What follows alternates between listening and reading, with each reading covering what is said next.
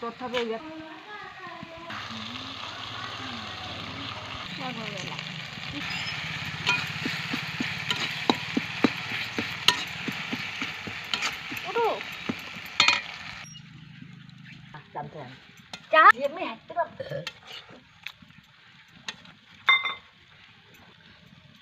କାହିଁ ବନ୍ଦ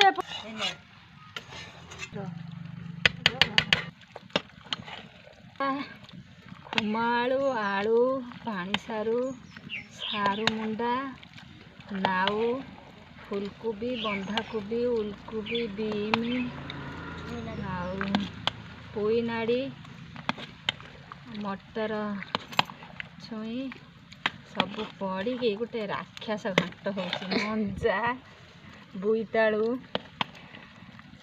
ଭେରାଇଟି ପ୍ରକାର ପଡ଼ିଛି। ଗାଜର ନଥିଲା ଅଳ୍ପ ଥିଲା ତଥାପି ପକେଇକି ଆଜି ସାମ୍ବର ଦଶମୀ ନା ଗୋଟେ ଘାଣ୍ଟ ହେଉଛି। ଘାଣ୍ଟିରେ ଟିକେ ଖଟା ପଡ଼ିଛି ନା କଇଁଆ ବି ପଡ଼ିଛି ଆମ୍ବଡ଼ା ପଡ଼ିଛି ଓଉ ପଡ଼ିଛି ତା ସାଙ୍ଗେ ଟିକେ ଚିନି ନ ପକେଇଲେ ହେବନି।